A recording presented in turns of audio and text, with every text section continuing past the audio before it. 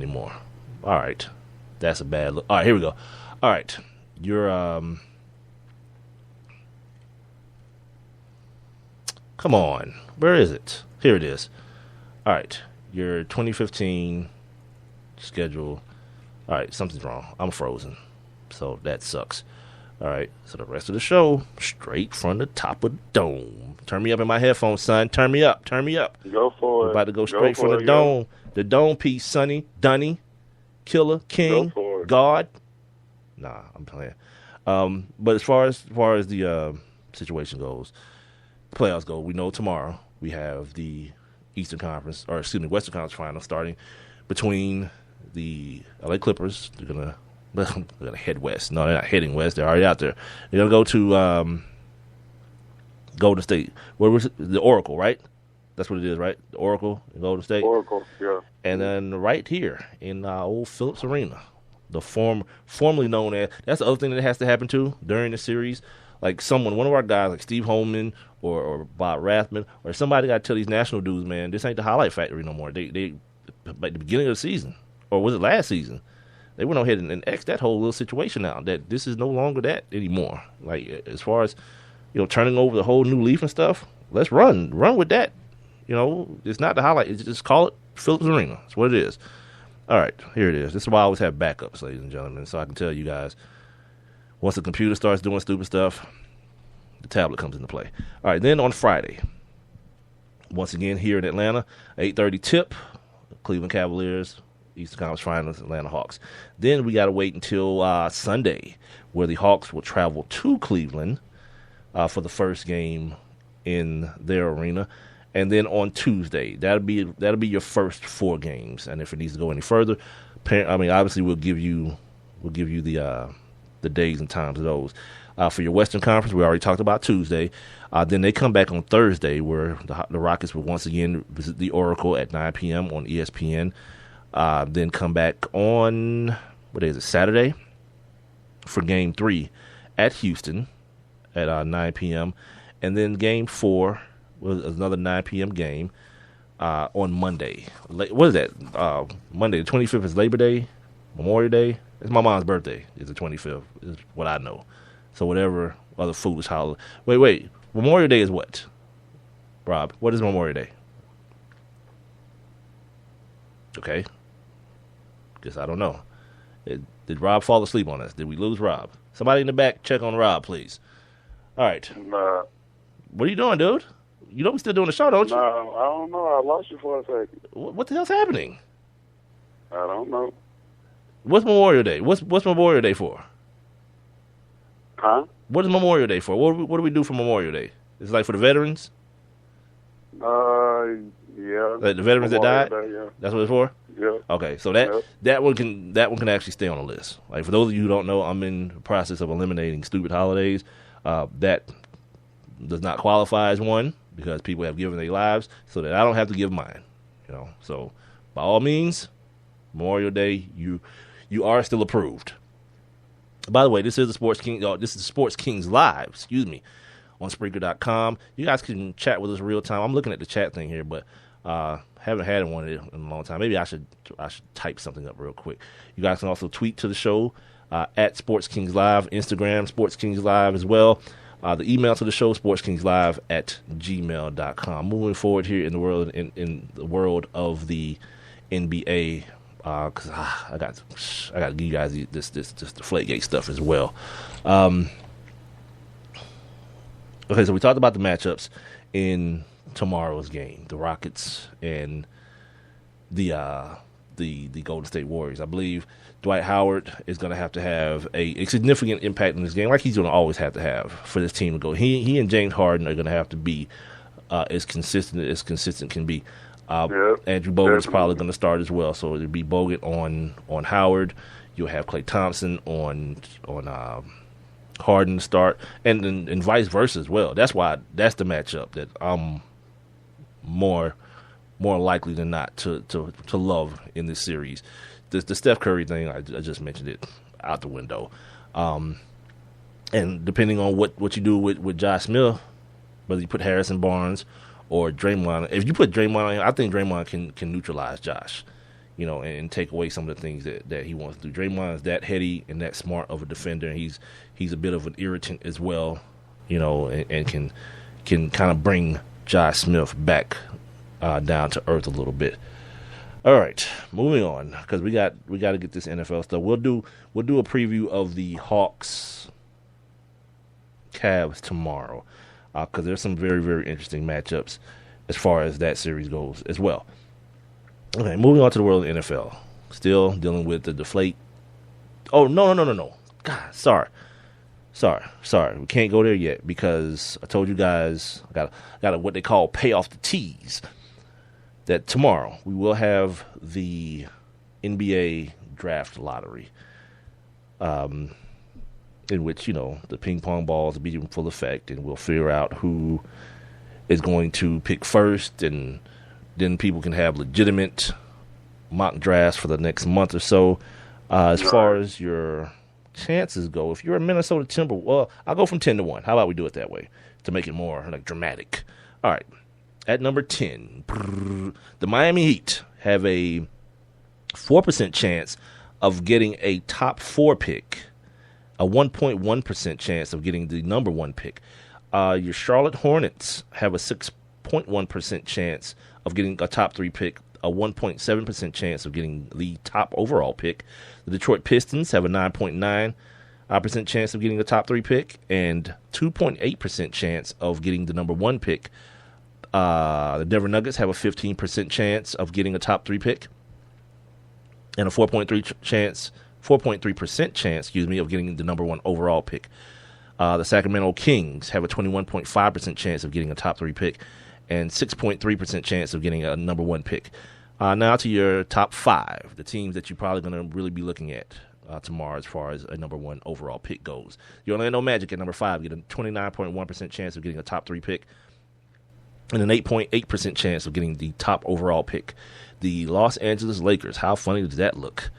Have a 37.8% chance of getting a top 3 pick and an 11.9% chance of getting a number 1 pick. And the Philadelphia 76ers, they should feel right at home in this situation.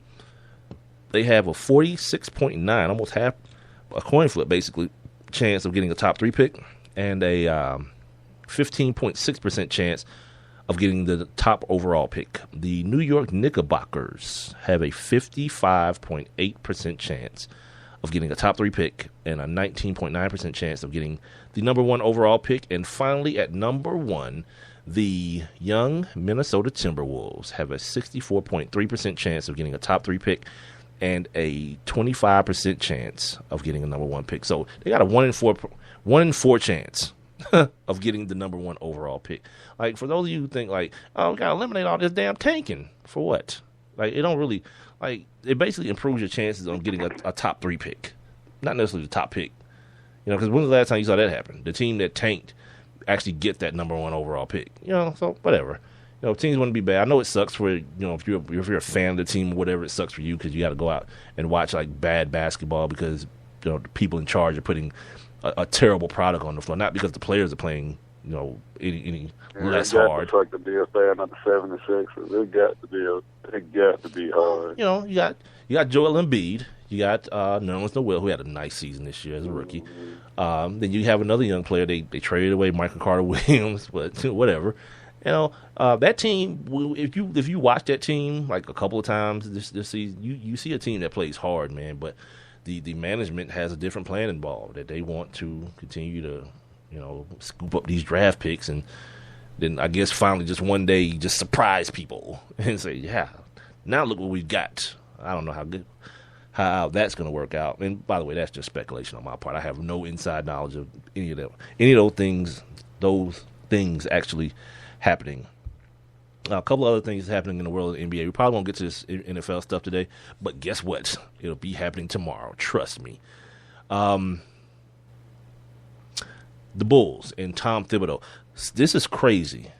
And I read it more than once. I read it twice or 3 times because it didn't make sense. The headline says the Bulls want a replacement coach before they talk compensation for letting Tom Thibodeau out of his contract. But it's wait, what?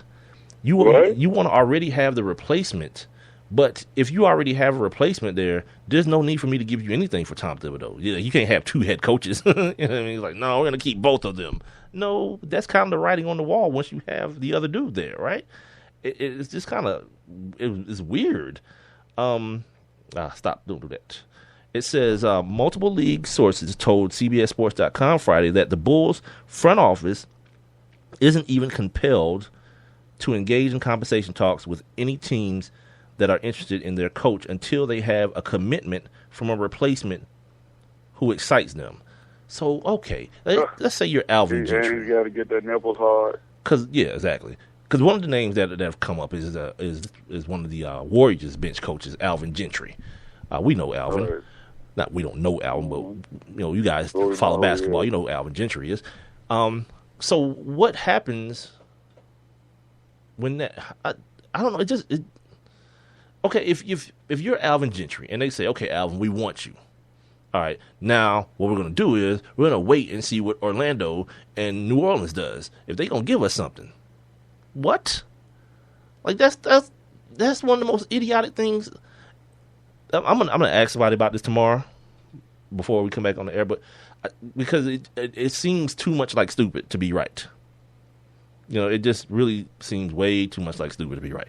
Another thing going on in Chicago, like I mentioned a little while ago, when dudes get like ousted out the playoffs and everything is kind of hitting the fan, it really hits the fan because apparently there's a little rift between Jimmy Butler and Derrick Rose now. This from Dan Bernstein of 670 The Score in Chicago, that Derrick Rose apparently in the last game when things kind of started going off the rails a little bit, kind of took a little bit of a passive aggressive nature towards Jimmy Butler, who wasn't shooting the ball very well. And at no point did Derrick Rose try to go get the ball from him and okay, I got you, or none of that. I don't know if it's just a bunch of fodder for us and people like us to talk about, but it does make a difference in the situation where Jimmy Butler, who was a restricted free agent last year, will be unrestricted this year and be looking to cash in like big bucks. If the Bulls bring him back, what we're talking about now is a $40 million backcourt. Again, I have no reason to believe that two dudes who don't get along, like personally, aren't best friends, can't work together and ball. Maybe it's the ignorance that is me, but yeah, I 120% believe that if you are an adult and you guys have a common goal, yeah, miss me with all the childish and all the foolish, I don't like him, and he don't like me, and it's going to affect my play. Cool. I'm good on that. We got like a minute to go. I don't know, Rob, if you saw this. Did you see our guy Mike Smith curse on his podcast, on his show? Yeah, on the show, yeah. Did you see that happen? I was like, man. And that was so awesome. He already know. He was like, hey, well, see y'all next week. It's so bad too, man. It's like ESPN got these dudes so well. That's that's kind of a big infraction though. Not to think about, but when he kept on saying like it was bound to happen. It's funny. I said the same thing. Like when I read the article before I even saw the video, I was like, yeah, it's bound to happen because he's like one of my favorite dudes on ESPN because right, I like him too. Him and Bomani, and before Mike Hill moved on, they was like they felt like regular guys. You know what I mean? And yeah, he got kind of beside himself and was like, yep, that's the kind of stuff. I mean, and then like his girl was over there, she was going so hard laughing at him. I was like, come on, man, move on. Like, why are we stopping? And they said that. Right. They talked about it. Keep going. They made it a topic. Yeah. I don't even know when that was, how long ago that was, but there's always today, I think. There's always Fox Sports 1. Yeah, your man put in a good word for you over there and keep it pimping. Yeah, that's why they don't let us on. That's why that dude, Mad Dog, whatever his name is, that's why he said that about us, dog. That's why right there, because we can't control ourselves. Nah, he's an idiot. Anyway, man, thank you guys for joining us for the first of many Sports Kings Lives, man. I'm Big Mike. He's Rob Calloway. We're on Spreaker.com. Tell a friend and tell a friend.